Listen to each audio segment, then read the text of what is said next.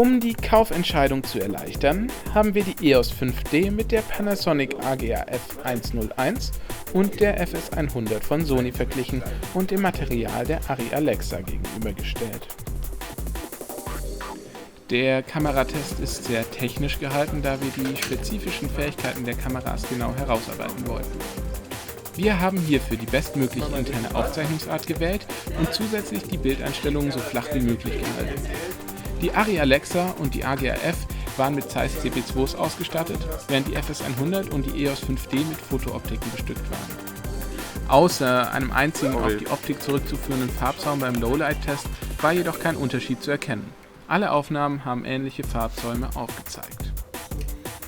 Die Brennweiten haben wir so gewählt, dass sie im Verhältnis zur Sensorgröße denselben Bildausschnitt gezeigt haben. Insgesamt haben wir 5 Tests durchgeführt. Man muss BNC rein. Geht nicht. In unserem ersten Testaufbau haben wir den viel diskutierten Rolling Shutter Effekt vergleichbar gemacht. Bei der EOS war, wie erwartet, die Krümmung der Streifen deutlich zu sehen, jedoch wurde die Bewegung der nicht ganz rund laufenden Schraube verzerrt, im Gegensatz zur AGA-F, welche zwar ähnlich starke Verkrümmungen zeigte, jedoch das Bild in sich stabil schien. Die FS100 überraschte im Vergleich zur AGA-F mit einem stabilen Bild und erstaunlich geringer Verkrümmung. Geschlagen wurde sie nur durch die Alexa, bei welcher die Krümmung der Streifen beim bloßen Hinsehen nicht zu erkennen war. Erst durch ein Standbild ließ sich eine leichte Verkrümmung feststellen.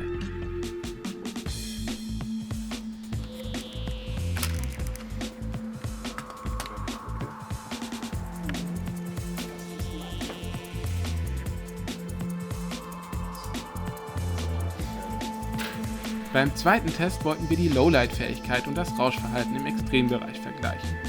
Wir machten jeweils eine Aufnahme mit ISO 320 und mit ISO 3200 bzw. plus 18 Dezibel Gain. Als Lichtquelle benutzten wir nur eine Kerze. Sowohl EOS als auch AGA-F enttäuschten durch eine steile, flächige Darstellung. Im Gesicht des Protagonisten waren entweder schwarze oder helle Flächen zu sehen. Die Abstufungen fielen dürftig aus. Bei beiden fiel die starke Komprimierung in Form von Stufenbildung auf.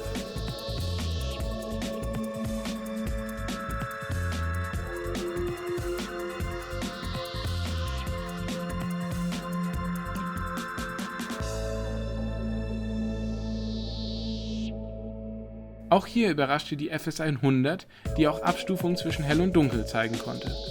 Außerdem fing sie etwas mehr Licht ein. Komprimierungsartefakte waren nur in den dunkelsten Bereichen zu erkennen.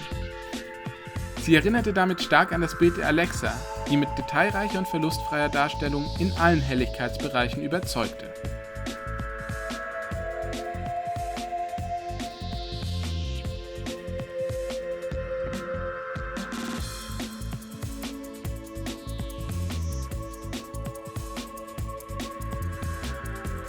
Im maximalen Bereich der Signalverstärkung konnten wir das Rauschen der Kameras beurteilen. Die 5D hatte mit Rot- und Blauschleiern das elektronischste Rauschen. Das Rauschen der AGA-F macht das Bild zu einer unscharfen, texturlosen Fläche.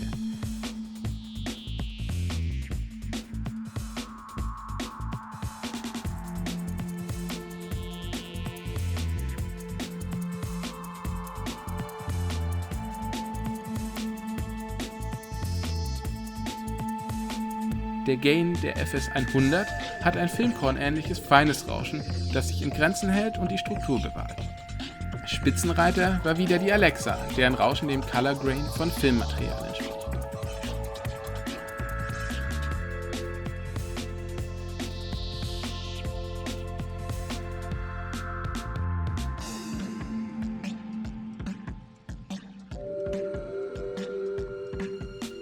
Ich halt ja einen Film raus.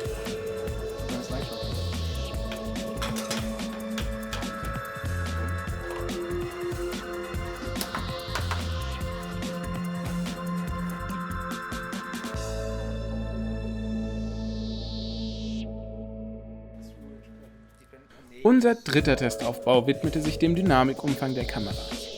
Hierfür nutzten wir eine Arbeitsblende von 2,0 bzw. 2,1 an allen Kameras und bauten uns aus hellem und dunklem Molton ein Set, auf dem Helligkeiten zwischen +4 und -4 Blenden vertreten waren. Die EOS bildete nach unten -4 und nach oben +2,5, also erstaunlicherweise 6,5 Blenden ab und bestach durch ein natürliches Ausbrennen an den überbelichteten Stellen. Die Tendenz nach unten bestätigt auch, dass man die EOS gefühlt eher etwas dunkler belichten sollte. Die AGAF enttäuschte mit einem Ergebnis von -3 und +2,5, also 5,5 abgebildeten Blenden, während die FS100 mit +3 und -4, also 7 abgebildeten Blendenstufen bestach. Jedoch reißt bei beiden Kameras im ausgebrannten Bereich das Bild unnatürlich ab. Die Alexa bildete ohne Mühen alle Blendenstufen ab, sodass wir noch eine unterbelichtete Testaufnahme machten, die uns auf einen gemessenen Blendenumfang von -6 und +4 brachten, wobei wir aufgrund unseres Testaufbaus das obere Ende nicht voll ausreizen konnten.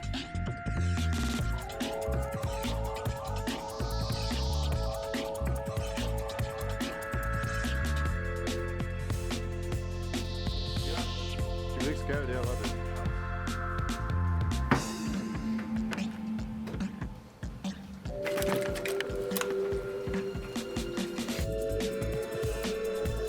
Als vierten Test ließen wir die Kameras Hauttöne abbilden.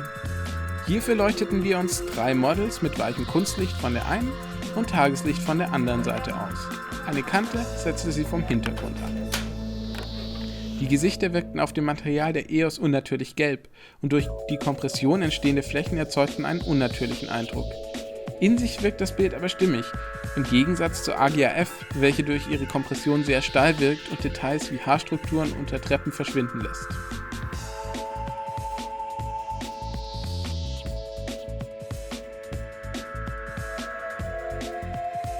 Die FS100 kommt zwar in den Details nicht an die Alexa heran, überzeugt aber durch eine natürliche Farbdarstellung und ein homogenes Bild. Ungeschlagen bleibt jedoch die Alexa, die sowohl feinste Strukturen verlustfrei abbilden kann, wie auch feine Unterschiede in den Hauttönen der Personen einfügt.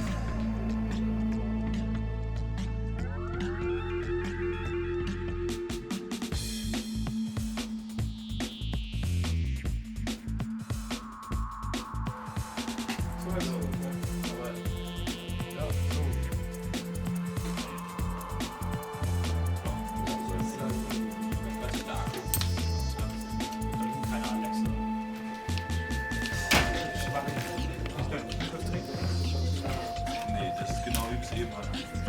Oder?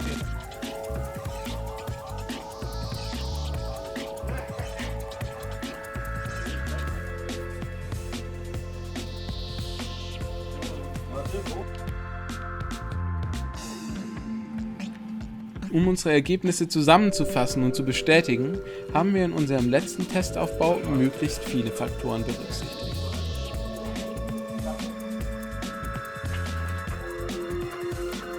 Beim Testbild der EOS stach als erstes die unnatürliche Farbgebung ins Auge. Beim Blick ins Detail fiel auf, dass die Kompression das gesamte Bild unscharf wirken ließ. Im Grauverlauf bildeten sich Abstufungen, die auf die Bitrate zurückzuführen waren. Auf dem T-Shirt und dem Siemens-Stern fanden sich Moiré-Artefakte. Insgesamt wurden Details relativ schlecht dargestellt. Die AGAF erzeugte gerade bei den Früchten einen Plastiklook. Zudem stach ins Auge, dass die Kompression Kanten noch stufiger darstellt als die EOS, den Grauverlauf dafür mit weniger Stufen. Dennoch waren Mikroblöcke und Artefakte nicht zu übersehen. Wenig kontrastreiche Bereiche wurden von der Kompression verschluckt und somit auch viele Details. Das Bild der FS100 hat eine flache und natürliche Anmutung. Die bisher genannten Probleme sind bei der Sony minimiert. Bei einem Blick ins Detail ist eine Kompression zwar nicht zu übersehen, jedoch lässt diese die Gesamtanmutung des Bildes unberührt und verschluckt weder Details noch Kanten oder Farben. Die Alexa ist durch ihre geringe Kompression wieder in allen Bereichen ungeschlagen, deckt jedoch die Schwächen der CP2s auf, welche in Form von Farbsäumen und Unschärfen zum Rand hin in Erscheinung treten.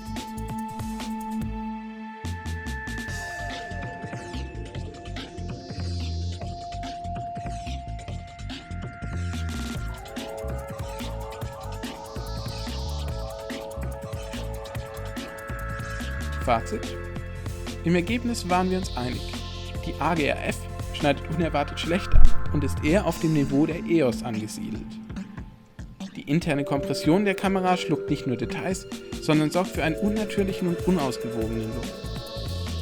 Die EOS ist zwar in vielen Bereichen unterlegen, überzeugt jedoch durch einen ausgewogenen Bildeindruck und kann dadurch die AGRF teilweise sogar schlagen. Überrascht hat uns auch der gute Dynamikumfang der EOS, welcher die AGRF sogar übertrifft. Die in derselben Preiskategorie angesiedelte FS100 hat ihre Mitstreiter in allen Bereichen hinter sich gelassen und orientiert sich eher an der Alexa. Ihr Bildeindruck ist nicht nur natürlich, sondern reizt auch die Kompression in Detailreichtum, Rauschen, Dynamik und Farbdarstellung aus. Beeindruckt hat uns dennoch der nochmals große Sprung zur Alexa, die in allen Bereichen mit ihrem Bild besticht.